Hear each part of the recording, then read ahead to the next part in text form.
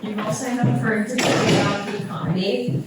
The idea of this lecture is to give you kind of a basic concept of economics that you'll need to successfully debate advantages and disadvantages about the economy on this topic, particularly for those who have never taken an economics class like macro. So we're going to be talking about the very fundamental laws of supply and demand, to go through the business cycle, so like what's a recession, what is inflation, what is growth, talk about competition and how that will influence economics and innovation, and then a couple tips for how to implement all of this in debate to actually improve how you're communicating to judges. So first of all, this is a demand curve for coffee. Demand and supply curves show us the relationship between the price of an item, which is shown on the y-axis, and the quantity that will be supplied. So quantity, or the quantity that will be like sold, produced, So the quantity that will be exchanged, i.e. the quantity that will be supplied or demanded, is not the same as supply and demand, which we'll talk about. So like what this graph shows us is that if the price of coffee is about $1.40, then about 600 cups of coffee will be demanded on this hypothetical market. If the price goes up, there'll be less quantity demanded because we don't want to pay for things if they're expensive, we'll want less of them. There's less willingness to buy things than where the price goes up. When the price is lower, there'll be more willingness to buy things. If things move, things can move along the curve, but that's not the same as the curve moving. Now, there can also be external factors that would cause the curve to move. This is an increase in demand, not an increase in quantity demanded. For example, if the consumers in the market become more wealthy, then they might demand more coffee because they're willing to buy more coffee at a higher price. So now, at $1.40, it goes up to like 900 cups of coffee demanded a week. So we can also have a decrease, right? Like if there's a recession or something and the consumers become less wealthy, there'll be less coffee demanded. It's important to understand that demand can be elastic or inelastic. This is not like an either or, but it's more a spectrum, so certain commodities are more elastic. What this means is elastic demand means that the change in quantity demanded is extremely responsive to the change in price. So examples of these things are things like luxuries. You can live without a luxury, so if the price of luxury goods, like jewelry, for example, goes up, you're more likely to give up jewelry if you have to make hard decisions. Same with vacation-related expenses, like eating out or plane tickets, hotels, those are highly elastic. So when the economy is doing poorly, those industries suffer the most because people are more likely to give up luxuries or give up vacations, compared to more inelastic demand is things you need, right? So like if there's a recession, you're not going to give up toilet paper. You need that. You're not going to give up food, right? Those are essentials. You have to buy them. So even if there's a big increase in the price, the demand is pretty inelastic. People will still pretty much buy these the same. It's not totally inelastic. They, for example, might switch to different brands. You might eat different type of food. You might use a different type of medicine, for example, try to switch to a generic drug. But you'll largely still have demand for these more inelastic commodities. This is pretty important for talking about competition also, because when things are elastic, it'll probably be more competition, right? Because consumers have a choice not to buy them. So supply, the supply curve is upward sloping, unlike the demand curve. So if the price is higher, then there will be more supply. There will be more suppliers who are willing to sell their supply if they can make more per item. So like the supply curve, we read it the same way. It shows us that at the price of $1, 600 cups of coffee will be supplied. And same thing, it can shift to the right or the left. For example, if the inputs, like say coffee beans, become much cheaper for some reason, there's more coffee beans available, then the supply curve may, in the short run, shift outward because coffee shops are able to get more coffee beans. And so they'll supply more of it since it's cheaper for them to do so. The supply and demand curve will intersect, and this is called market equilibrium. Market equilibrium shows us the quantity of a good that will be produced as well as the price that will be produced at. So that's this like kind of intersection. That's pretty simple. We can also aggregate supply and demand. So instead of talking about supply and demand, we talk about aggregate supply and aggregate demand. So instead of like talking about cups of coffee, we talk about everything that is sold and produced in the economy. So aggregate supply is the total quantity of output that firms will produce and sell. Aggregate demand is the amount of total spending on domestic goods and services in the economy. Aggregate demand is essentially the GDP, is what these kinds of curves can show us. Yeah, the small words don't super matter. So this is what this looks like. It shows us the price level for the whole economy, and this is the equilibrium output for the entire economy, and the x-axis will show us the GDP. So like if the aggregate demand shifts outward like this, it's like right here, then the market equilibrium will be this point, and there will be an increase in the GDP. So we can use these curves to show us like when these curves shift around, like the demand curve increases or decreases, that will have effects on the price level of the GDP that can be modeled. It's important to note that this is like very theoretical. Obviously there's more nuances, but these are more like general rules that can show us the relationships between different inputs in an economy. Again, don't want to confuse supply and demand for quantity supplied and quantity demanded, because supply and demand are the curves themselves, whereas quantity supplied and quantity demanded are the exact value on the x-axis. Just want to stop, like, are we understanding? Is there any questions? Do these concepts make sense so far? Okay. So GDP, you probably heard this.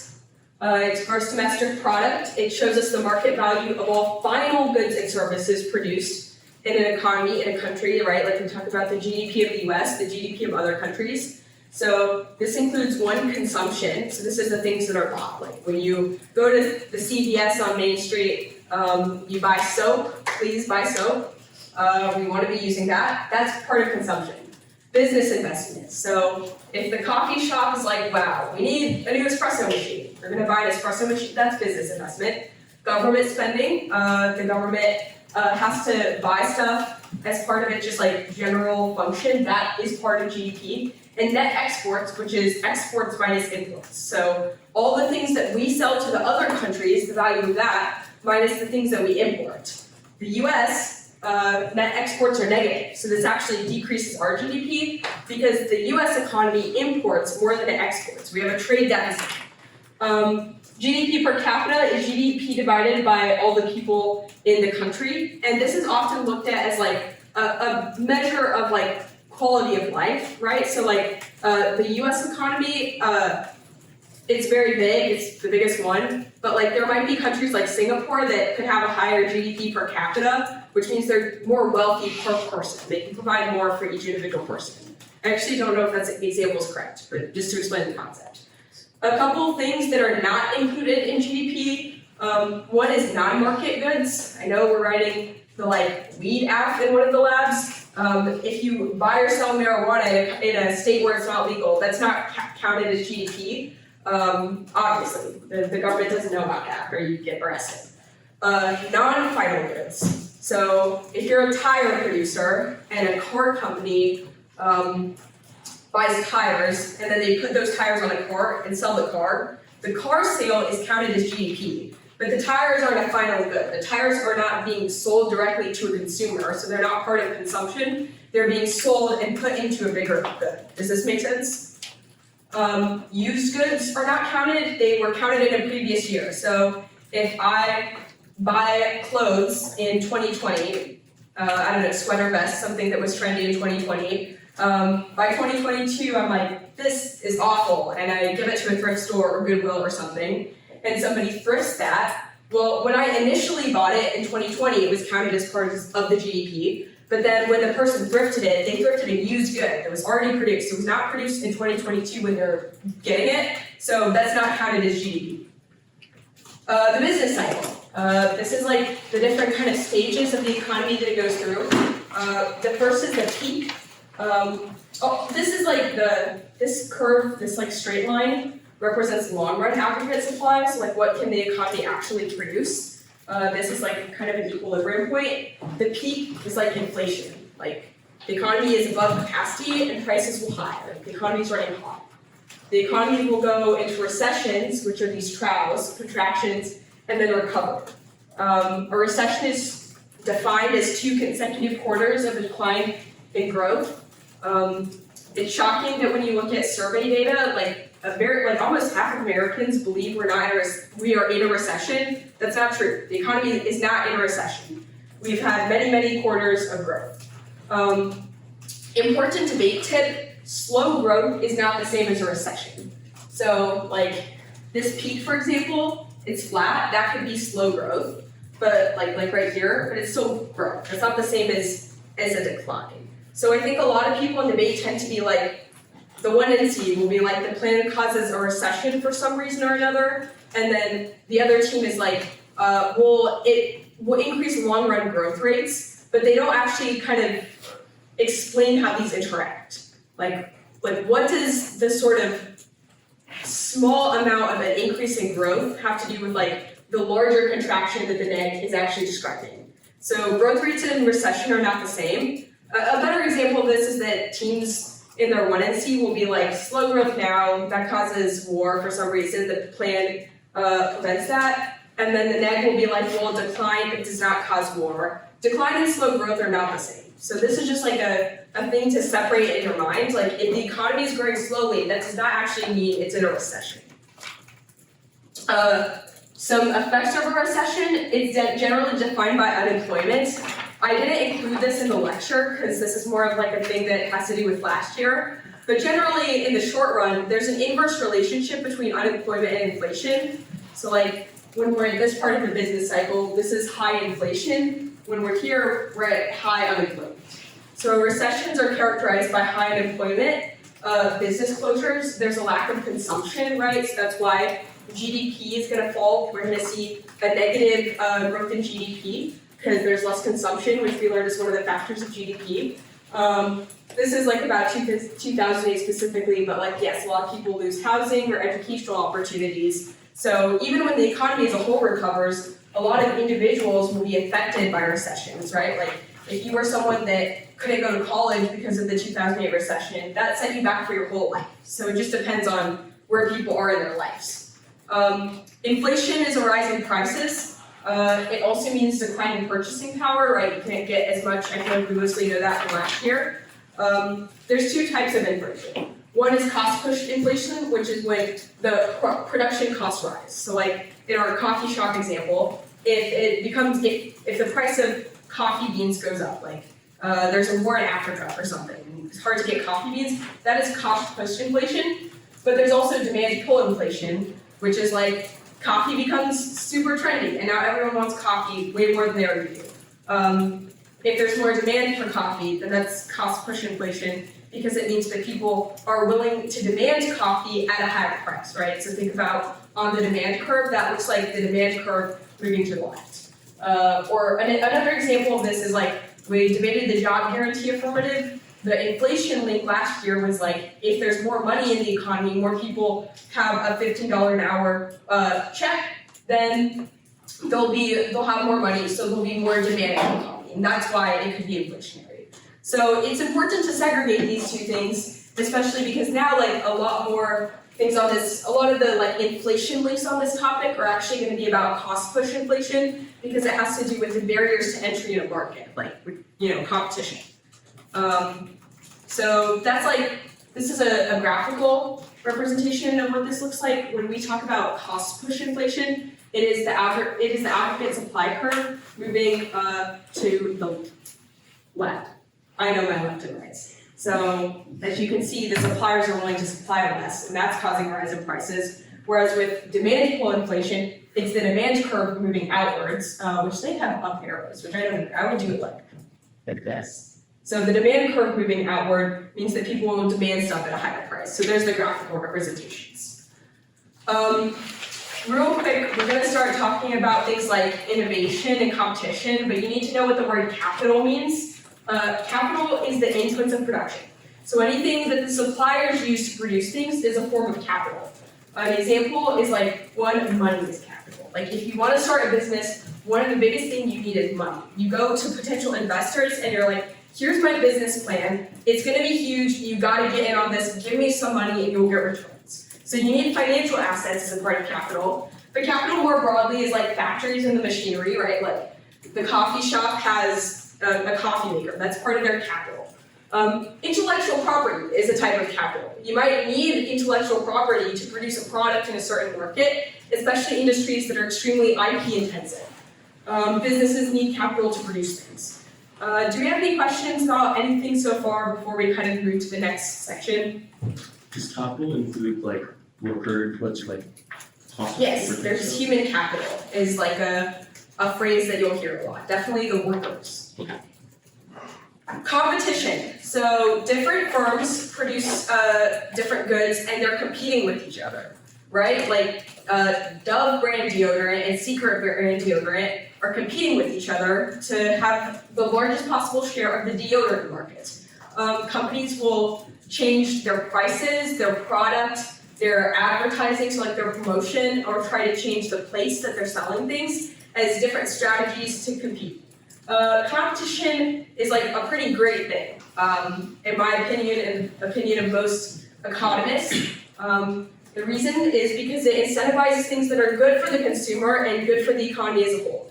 It encourages lower prices, right? Like one of the ways to get consumers to buy your product is to have a lower price. If you can undercut the competitors, then they'll buy your product. Another thing is it incentivizes innovation. If you create a better version of something, then the consumers are more likely to buy your product compared to others. So competition is also a very good predictor of productivity growth because of its connection to innovation. I think there's like this.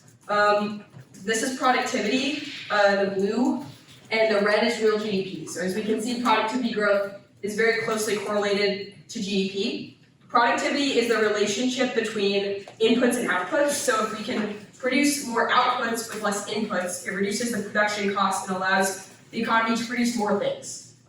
Perfect competition in a theoretical market, a market with perfect competition, we would see a high number of firms. They would all sell identical products. Obviously, this does not exist. This is just to illustrate a point. And there would be very easy access to information for consumers. Like they would be able to easily compare prices. In a market with perfect competition, all firms' marginal profit would equal the marginal cost. Because the way that firms would try to compete with each other is by lowering prices. They would have to lower them as low as they could go without taking a loss. You can never sell something for less than it actually took you to produce, right? Like that's the floor. So they would have no profits. They would have to sell at the lowest price that they could. Obviously, this never actually exists, but this is just like an illustration of the way that competition, all things being equal, will lead to lower prices. Competition, when people talk about the invisible hand of the market, this is a premise that relies on competition, right? So the idea that markets and competition will lead companies to produce socially optimal products, that they'll produce the thing that people have, will allocate resources in the way that is optimal for society. This requires competition, because if there's no competition, there's no incentive for them to innovate and produce better things or produce them at a lower price. So competition can be very good for an economy or for a market. I don't think I've actually defined monopolies yet, but a monopoly is when there's only one company, or like there's zero competition. So if you've taken like US history, you know that in the late 1800s there were a lot of different important industries like steel and oil where companies had monopoly, and it led to cyclical boom and bust because the price of everything was so high. There was no competition. They have no incentive to make their price lower. A market with a little bit of competition is called an oligopoly. So like cell phone providers is pretty oligopolistic, or however you would say that. And in a lot of regions, actually, cell phone providers have a monopoly because a lot of these companies will sign non-compete agreements where they agree to just stay out of each other's territory so they don't actually compete with each other. So that's the factors that influence competition. The number of sellers is one of the biggest ones. The more firms there are in a market, the more competition there'll be because they're all competing with each other. Second is product differentiation. The more similar the products are, the more competition there is. So like if you go to CVS and you're getting razors, the razors are like not that different from each other. They'll try to differentiate with their advertising, but like frankly, they're mostly the same product if it's like a low cost razor. So there's not a lot of differentiation. But companies will differentiate through the quality, the design, the features, right? So say that you're buying like a coffee machine, there's like a quick and dirty Mr. Coffee, like it's not a fantastic coffee machine compared to like a super fancy, like high-end, like best-in-class coffee machine that costs $1,000 more. Those are very differentiated, so they're not competing with each other as much because both of those different types of coffee machines are looking for like a different consumers, right? Like one is looking for a more wealthy consumer who has money to spend on their coffee machine, they're like a coffee snob, versus like a lower income consumer that wants coffee but isn't gonna spend like $2,000 on a coffee machine. So that's an example of product differentiation. 3 is barriers to entry. This one will influence the number of sellers. This is super important for IP because IP is a major barrier to entry. So monopolies can create barriers to entry because if one firm has a monopoly, they can engage in anti-competitive practices that stop other firms from entering. An example, like the classic example of a high barrier to entry is just if it requires a lot of capital investment. So a tech company requires a lot of capital to start because if you want to start a tech company, you have to develop your technology. Compared to a lemonade stand, it's a pretty low barrier to entry. It's not too hard to acquire like some lemons and sugar. Information ability, this is just because if consumers can easily compare prices, they have information about the prices of the different goods on a market, then that means companies have to actually compete with each other to have the lower price because there's more price flexibility. Like consumers are going to pay the cheaper one.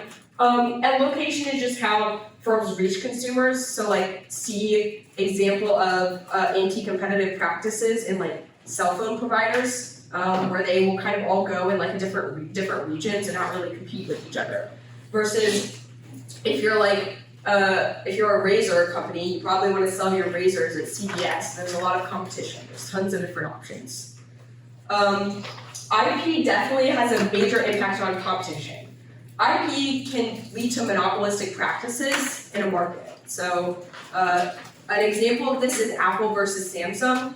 Apple sued Samsung because they were like, we have patents on a lot of the technology required to create iPhones, and Samsung is violating them. So companies might create a technology and patent that technology, which will prevent there from being competition with that technology. This can be harmful because of what we talked about, that competition means you get more innovation and lower prices. So if IP is leading to one company having a monopoly in a market, then that can be harmful to the market as a whole. It can also be used for anti-competitive practices when the companies don't truthfully have like a strong basis for like their IP claims. So a lot of times bigger companies will claim that a smaller entrant into a market has violated their intellectual property, and it might be the case that the smaller firm is like in the right and they could win the lawsuit. However, small firms don't have as much capital, and so that litigation can be really crushing. So intellectual property litigation can be a huge issue for technology companies or for other companies in IP-intensive industries, even if they are like in the clear, like they didn't violate the IP. They might be forced to settle, and that costs a ton of money, as just an example. Innovation. So there's a term called creative destruction, which is the process of innovation and technological change that leads to the destruction of existing economic structures such as industries, firms, and jobs. So for example, like MySpace was a very prominent social media in the 2000s until different social medias like Facebook and Instagram improved on the model. Or you've probably heard that song like, video killed the radio store. That is like an example of when new technologies come in, they'll displace the existing ones. Are we tracking so far? Everything in economics has winners and losers. So like when innovation happens, we tend to think innovation is good, right? Well, it's good for someone. It's good for the people that are doing the innovating because they might own the companies or own the intellectual property that gets replaced at a large scale. But it's called creative destruction because it means that the older companies or workers who are reliant on the old form of technology, they end up getting helped. So there can be chances for those new companies to get profits, but like a big example of this is like automation is a form of innovation, but it's pretty harmful because now like, say you're a truck driver and now there's self-driving trucks, well that's an example of how you've been harmed by innovation. Innovation we talked about can lead to growth in productivity, and productivity is like how like the amount of outputs produced by the same amount of inputs. So it's like the ratio of inputs to outputs. So we want to be able to produce more things with less inputs. Now, when we talk about inputs, that's like the physical resources, but also like the human resources. So part of productivity is worker productivity, and the idea that each worker in an economy is producing more value. So innovation also shifts the supply curve to the right, if we remember from the graph earlier, because it's going to increase the amount of things that can be produced with the same amount of supply. And also this is the graph that we talked about earlier, like it's highly correlated to GDP. Venture capital is an important thing to learn about. It's a type of private equity that finances startups. This is really big in tech, which is like a major advantage. Tech companies have a really high barrier to entry because you have to develop the technology, and it can cost millions or millions of dollars if you want to develop a new technology or even just develop a different version of a pre-existing technology. Like you want to offer a different type of smartphone than the iPhone or the Samsung, that's super expensive. So venture capital is a very risky form of investment because most startups fail. Like about 90% of startups will fail within a couple of years. So venture capitalists are basically, the whole gambit is they want to find startups that they think are going to succeed and become super big and invest in them early on and then reap massive rewards. Because companies that do create a technology that ends up kind of transforming the world and becoming super widespread, like Apple creating the iPhone or the Mac or something, have huge growth rates. So there's a huge potential for profit. Anyone even tell me what time it is? 11:30. 11:30, okay. I got through this a little bit quicker than expected, but there's still some more stuff. Does anyone have any questions so far? Yeah. Could you explain the creative destruction stuff again? Yeah. So creative destruction is just like the process by which innovative technologies come and replace the pre-existing structures in an economy. So like someone innovates, they come up with a new technology and that gets implemented, but then it ends up replacing something that was already serving that function. So for example, before like iPhones, it was more common for people to have the button phones. We're all young here. No one buys those little button phones anymore. So if you're like BlackBerry or something, their business like failed basically. I think BlackBerry still exists, but basically their growth and their profit went way down because the iPhone was created and it replaced it. So the point of creative destruction is like innovations will change the way that a certain process is done or performed, but that ends up replacing pre-existing structures or industries and also jobs. Like the automation example from earlier, a lot of workers end up losing their jobs because of things like factories becoming automated with robots. Does that make sense? So a couple of tips for implementing innovate. First of all is you need to explain very specifically how the plan will relate to different variables in the economy. So I think it's a big mistake that teams tend to like rely on their evidence in econ debates. They'll read a card that's like, the plan is good for the economy, but then have no actual explanation of what about the economy the plan is good for. Because as we talked about with like the idea of creative destruction or competition, those like innovation, it will certainly be good for some people in an economy, but it can be disastrous for others. And so what you need to actually do is explain what variables in the economy the plan relates to. How does it increase competition within a market? How does it increase the incentives for firms to innovate? And then have an internal link that connects that to a broader thing about the economy. I think a lot of times people will have a really good link. So they're like link arguments will be really good about how the plan could affect like innovation or competition or how that could lead to higher prices. But then they're like impact, syndrome and pop of 19, decline causes war. But it's like, whoa, why is decline happening? Like why does the plan somehow stave off decline? If you're, for example, saying the plan will boost innovation, that doesn't seem to prevent recessions. Like, what is the explanation of why that gets you to a recession impact? Or how does that relate to broader growth rates? So, for example, a way to apply this to the apps that you're writing is if currently you're like, the plan causes innovation and growth is good, solves war. Well, I think it would be more specific to get into some of the discussion about how innovation relates to productivity and why productivity is a great driver of growth, which is like the graph we saw earlier. Does that make sense? A lot of this has to do with like reading, like having actually read your evidence. I know that we love to just get things from camp files, and I love to do that too. But I think for econ debates, this is like the one sort of thing, or not the one, but like a very good example of where I think actually recutting evidence and doing original research has particularly high returns in terms of your ability to actually explain these things in your speeches and in projects. Also, exploit this. The more you learn, exploit this when the other team makes this mistake. The more that you learn about economics, the more that you'll be able to point out fallacious arguments where the other team is just like asserting that something produces innovation or something, or is good for some type of like small business, and then is reading like a random impact card, but there's really no internal link between the positive effect that they're claiming and the impact that they're claiming. Does this make sense? For executing the econ DA, I think I want to emphasize the importance of like turns case arguments. A lot of times when people make turns case arguments on the econ DA, they'll just be like, econ decline is bad for the absent impact. Like, when the econ is bad, we get warming. When the economy is bad, we get diseases because we won't throw money at the problem or something.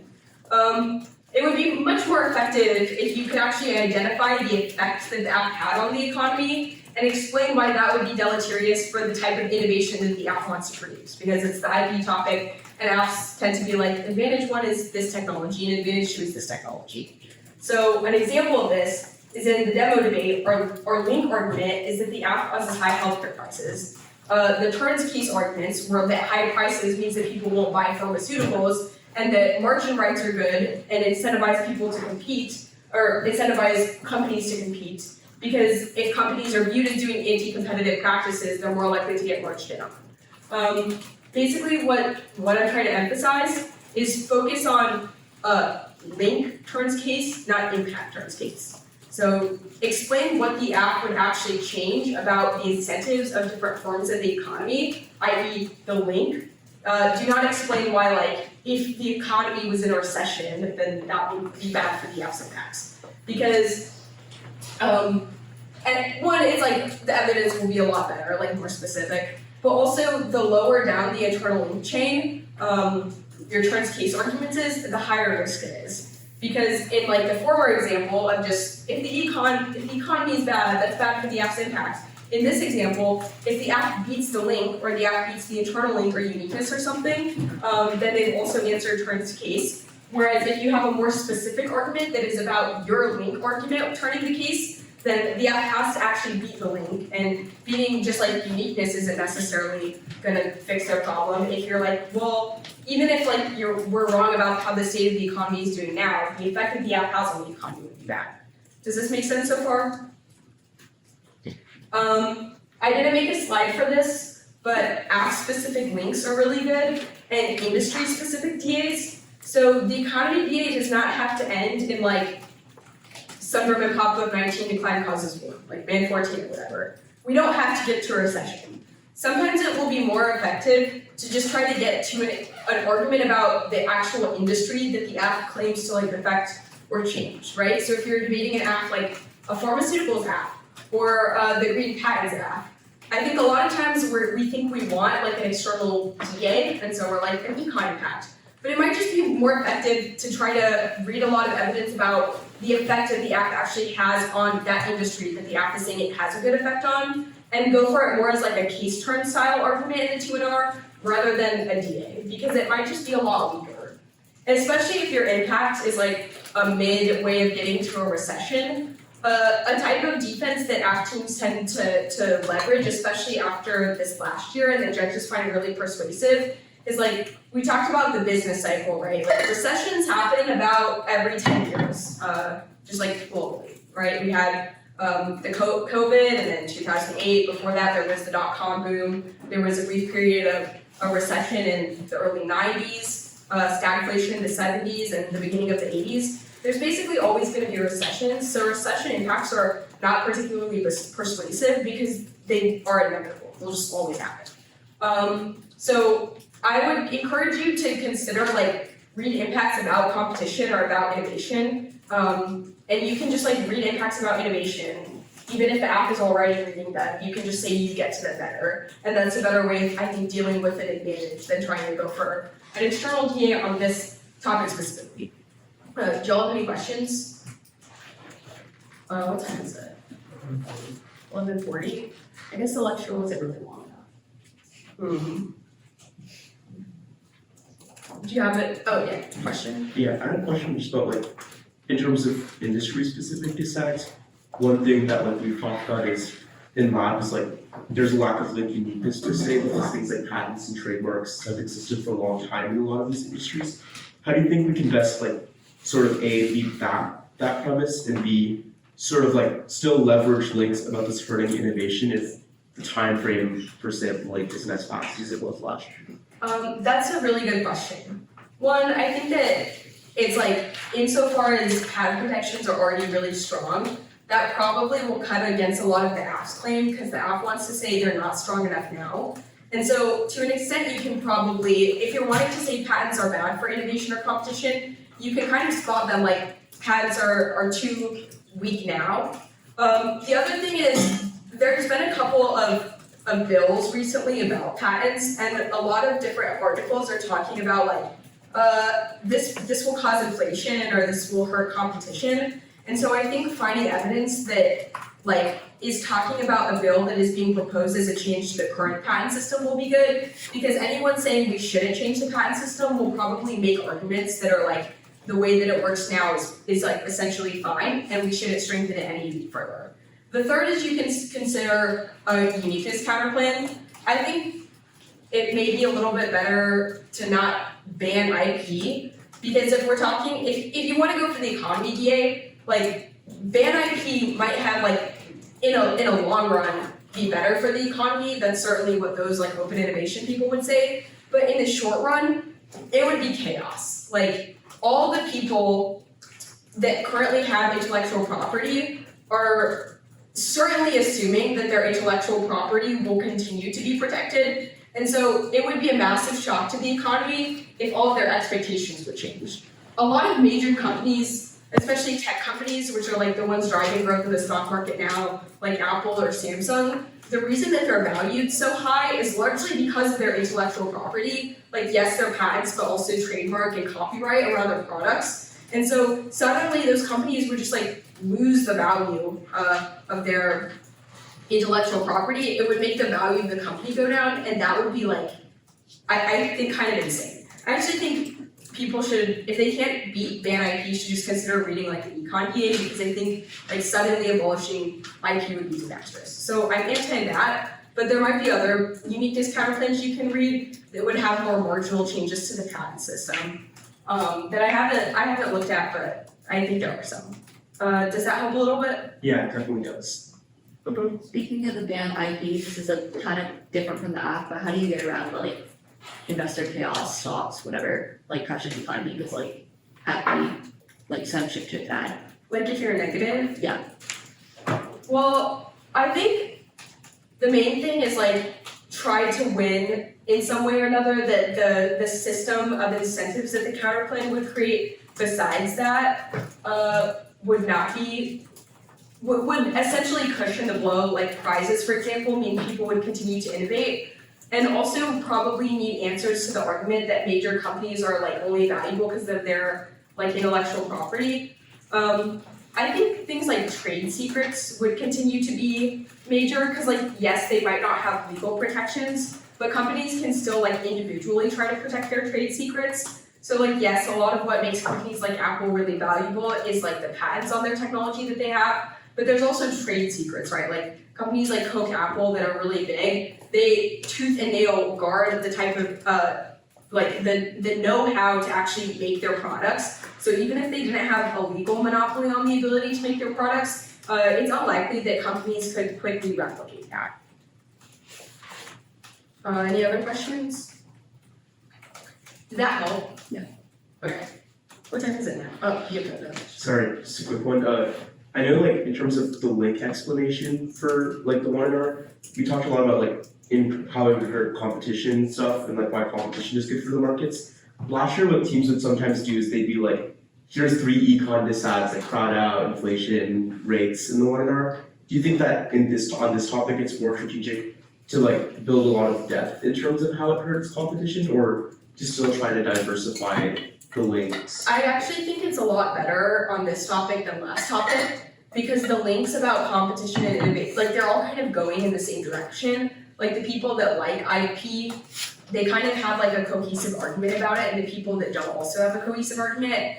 So like on the bad topic, for example, inflation and rates are like going in the same, like the link to rates is that the plan causes inflation, but also rates dampen inflation, and so you're kind of zap the impact of inflation. And crowd out is deflationary, or maybe the link is it's inflationary because labor costs go up, but that's just the inflation DA. But it's also deflationary to an extent because it would be recessionary if businesses couldn't produce their stuff and they close, right? So it's like, I think a lot of people had the issue last year of like a lot of their links were going in the opposite direction.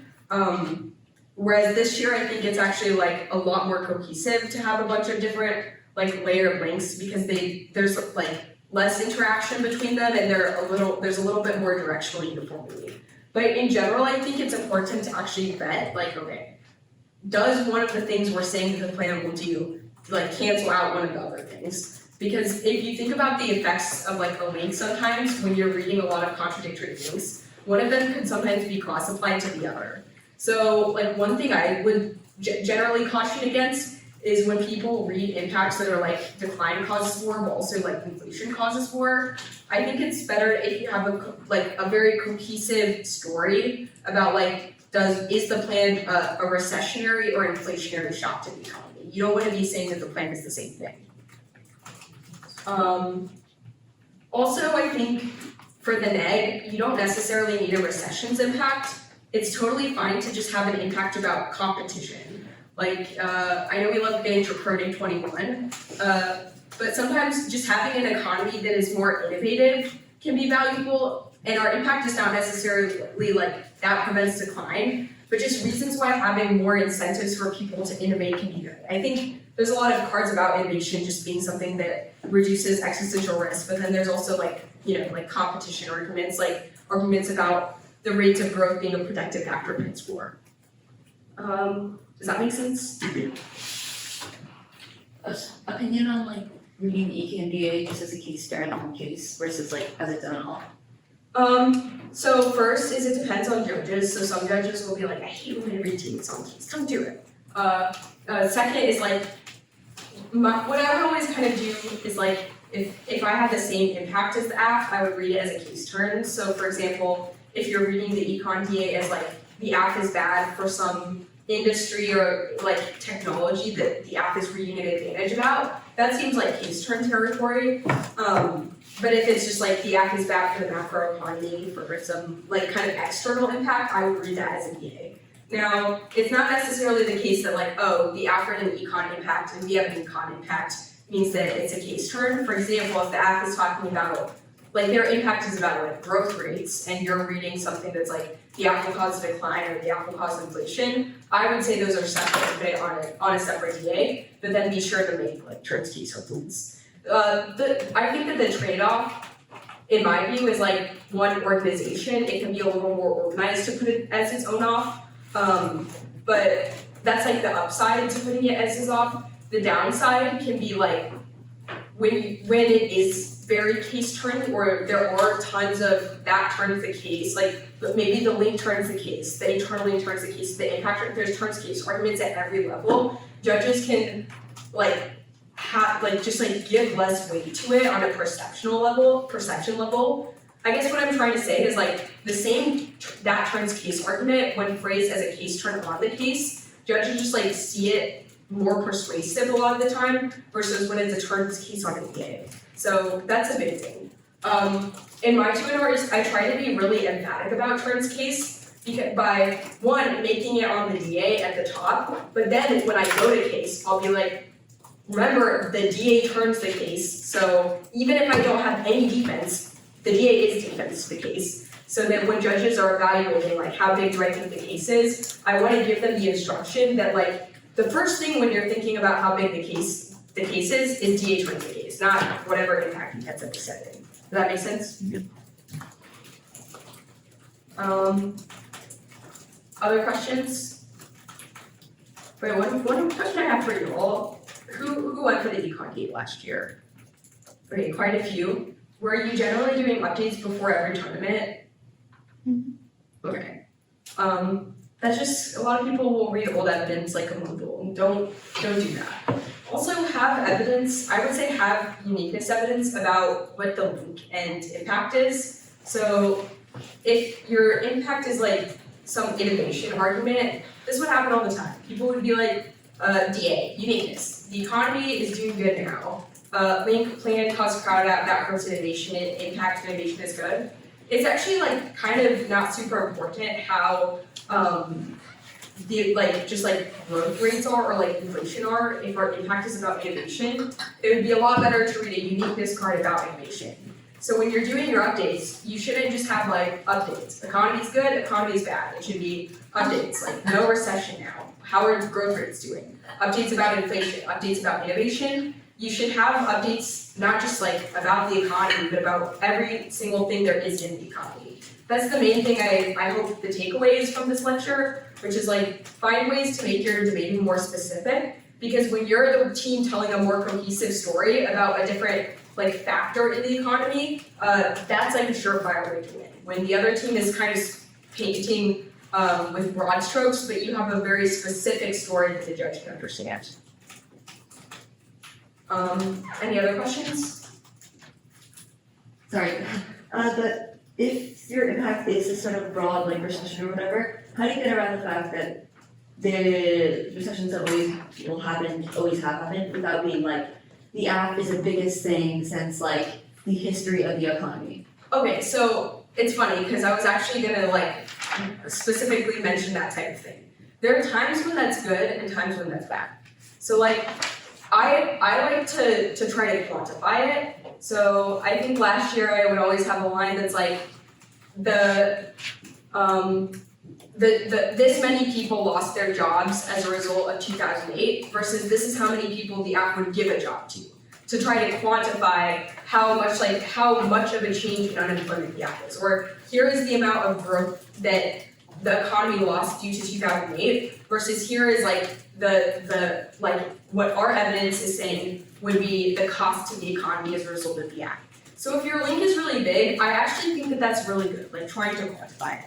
Obviously the classic is like, oh, COVID dumps. One thing to think about is like, COVID was an extreme like V-shaped recovery. Like it was like, boom. Like the economy is exactly on track as where it would have been forecasted to be if the pandemic never happened. There was like pretty much a seamless recovery once things started opening up and there was like different stimulus checks to get it back going. But after 2008, it was not a V-shaped recovery. It was like,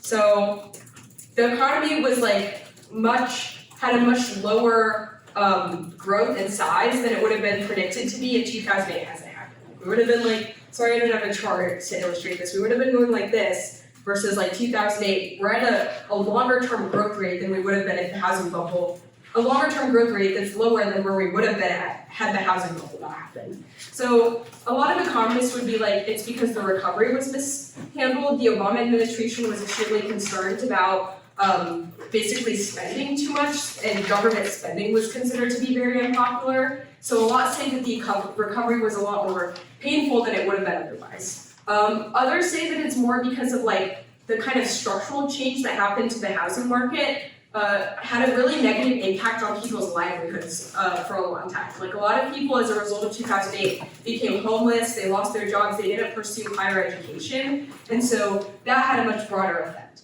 I think if you could somehow quantify the internal link in terms of like the effect on businesses, like if business closures happen, as an example, and people lose their jobs, that has like a much longer horizon effect on the livelihoods and the economic decision making of individuals in the short term than it would if it's like a shock where the economy is able to immediately recover and open back up. The other framing device that I use is like, sure, like there's definitely examples of recessions that have not caused war like 08 and COVID, but every single time that a recession happens, you're rolling the dice. So my favorite impact card is something that is like a study that says like, in a study of economies where they underwent a period of downturn, that was statistically correlated with war. So you know that if the economy has a downturn, you're statistically increasing the chances of war. Even if it's not 100, like why would you roll the dice? Does that help a little bit? Also, like, this is part of why I'm not a big fan of like just recessions as an impact.